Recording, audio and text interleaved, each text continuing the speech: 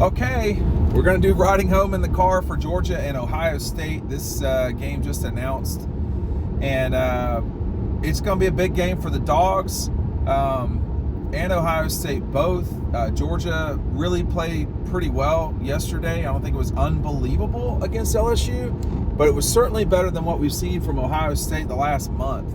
I talked to a lot of people that I trust that are kind of not crazy towns. And their view of the world is, that this game could look similar to last night, a dangerous offense from LSU, Ohio State the same way, but are they going to be able to withstand the never-ending slamming and jamming from this Georgia team? Georgia's smart, they're good, they're disciplined. I can't remember if Georgia had a penalty last night that was like a discipline penalty. I don't think they did. And I'm not talking about holding. I'm talking about offside. There wasn't offsides. So, but this is going to be a tough venue for Ohio State to get into and through. I don't know if Michigan is just going to roll through Texas Christian. They probably will. That's what I anticipate. But, Georgia, everybody's going to complain about Georgia facing Ohio State. But the truth is that it could have been a really, really good scenario dealing with SC. I mean, Georgia would have beaten SC by 3 touchdowns. But the problem is USC showed that they're a disaster. And, this is just kind of what it is.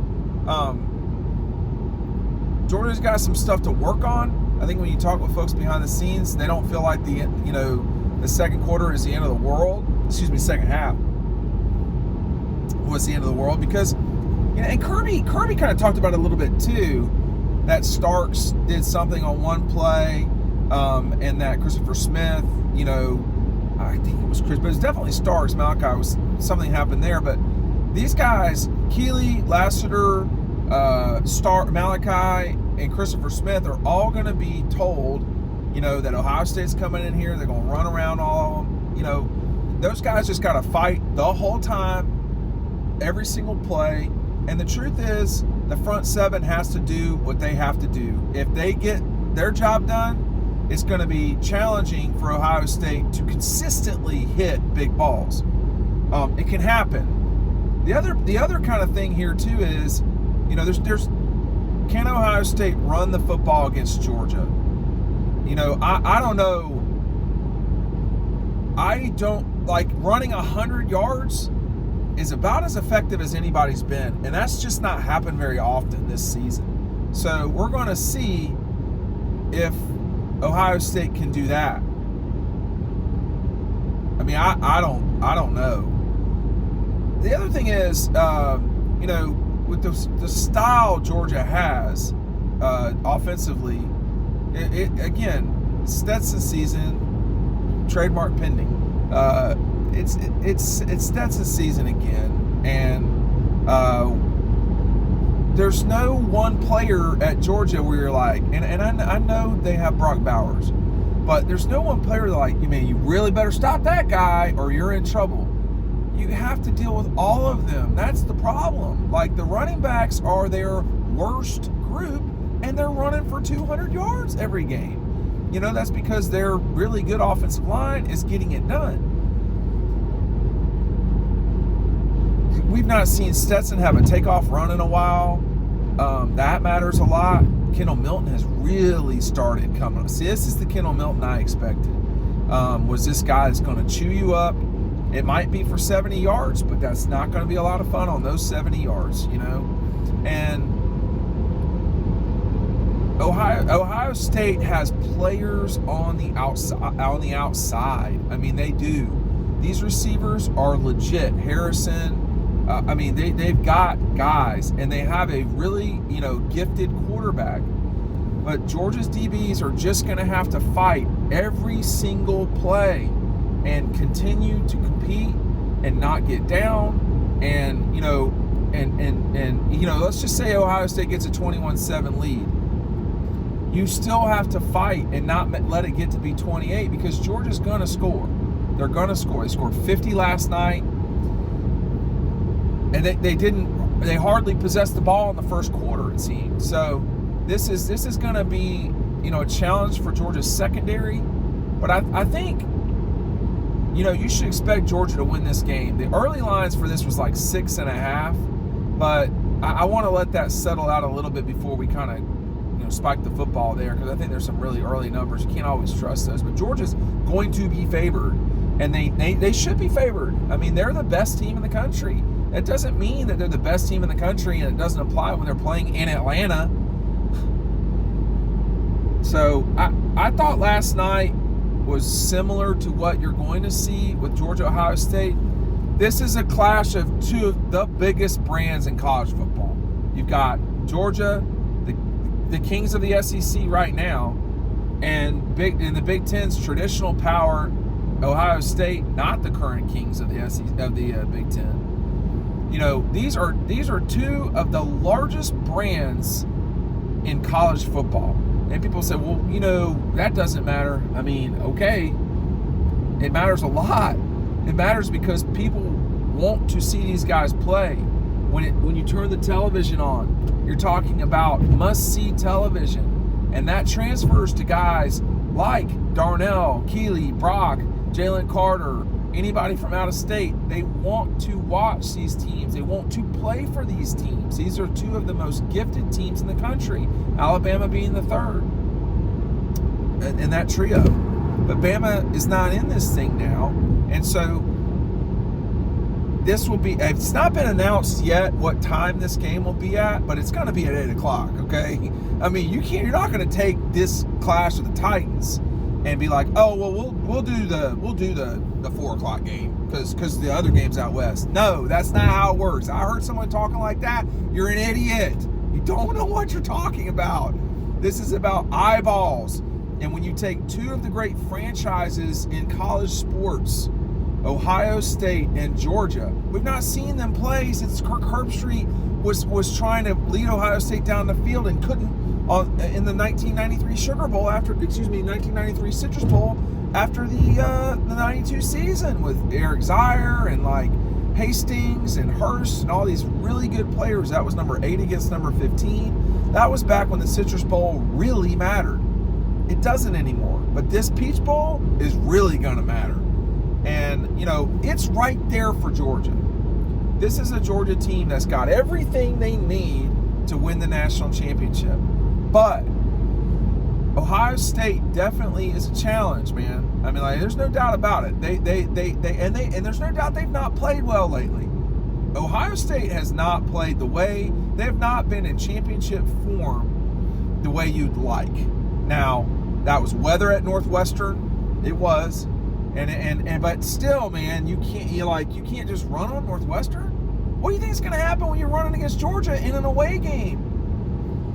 The game against Maryland, that wasn't ideal either. And I don't think Maryland's actually that bad. I think they're, somewhere in the universe of South Carolina, maybe a little bit better. But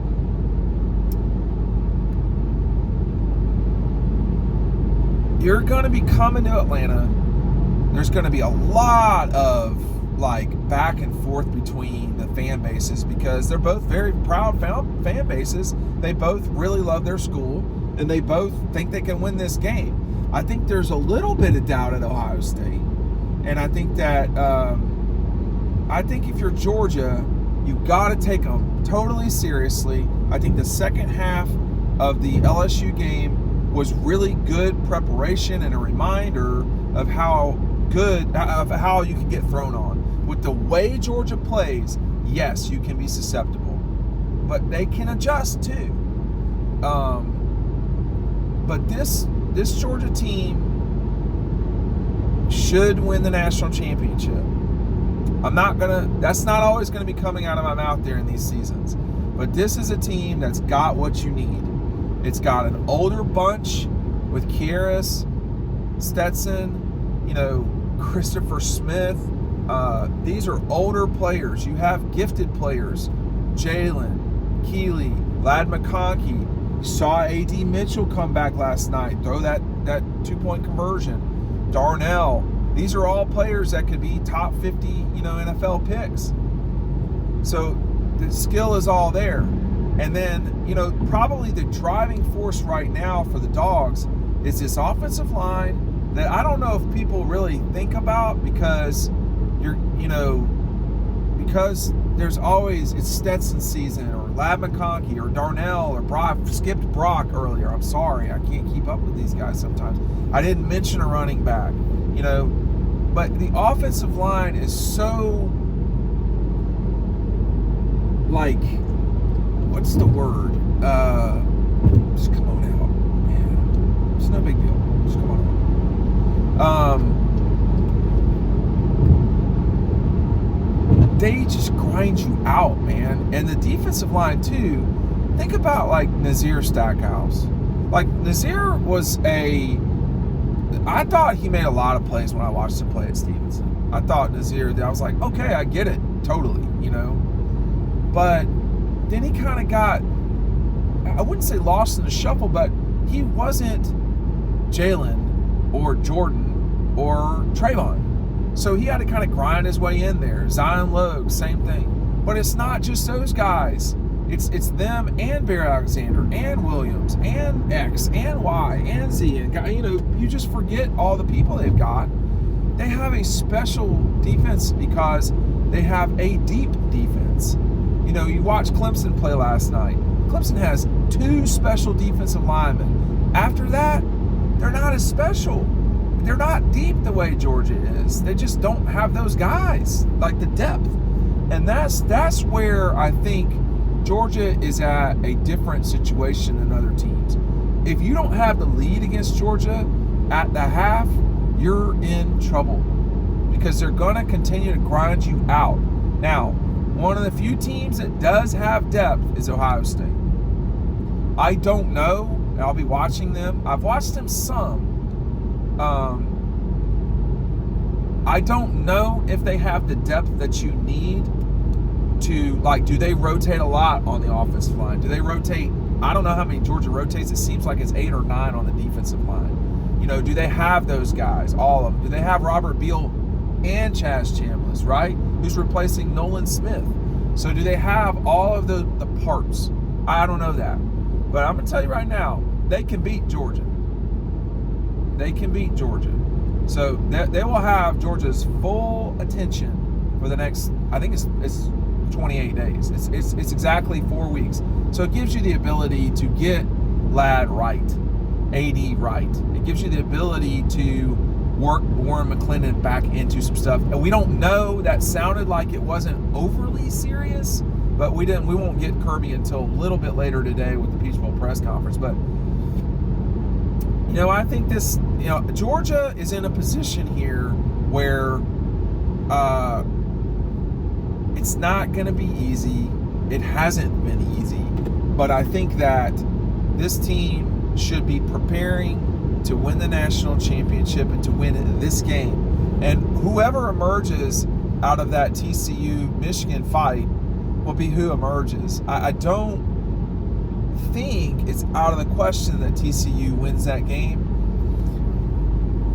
I'm not picking that. I right now would pick Michigan and Georgia to play in the national championship game, and we'll just see how that goes. That is going to be an expensive ticket because those are 2 huge fan bases with disposable income. But that's, hey, by the way, it's a great Christmas gift is down below. Order it now before I run out of them. It's Kelee Ringo-Signed DAWGSTRUCTIONs. If you just want the straight up version, these boxes, when I run out, I'm not going to have any more. So get them now and get them early so that I can get them shipped off to you. I do not want to be in the situation where I'm paying $15 or you're paying $15 for me to ship it to you the last week of Christmas. Get it now. So really huge matchup. It is going to be fun. I don't know what the other bowls are. It looked like it was going to be Clemson, Tennessee, and the Orange Bowl. That seems like a lot of fun. I don't know if you got some transition at quarterback in both those deals. And by the way, we had a record audience on YouTube in November. We appreciate it. We really do. I know people stop us all the time and say hello. Often we cannot stop and sit there and talk because we're at games when y'all see us. But we're glad to say hello. We really, really are appreciative of the support, and we cannot do it without y'all. I'll just tell you that right now. We cannot go to Los Angeles and get these hotel rooms and, you know, all this stuff. We go watch recruits play. I mean, we watched Kelee Ringo play live, and Darnell, and Kendall, and, you know, Jalen Carter, and, you know, I did not watch Stetson live. I did not, because I didn't think he would be a star quarterback in 2016 when he was leading Pierce flying up and down the field. You know, but I've seen, we, you know, played paintball with Project Jones. So we can't do that stuff without y'all's support.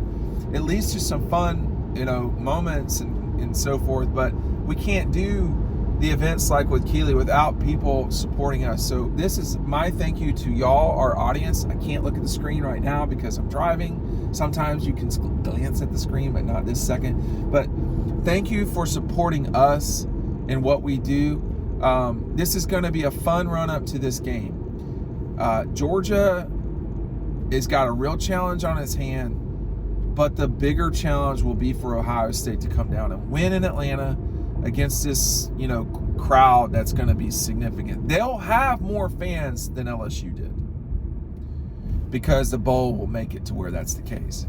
But it will be a partisan Georgia crowd. It will be 75% Georgia folks, maybe just 65 or 70%, but it will be hard to function in there. It will be a road game for Ohio State, and we've seen how Georgia's been at home situations. We've seen how they've been in big games. Thanks for watching. We'll see you on the website.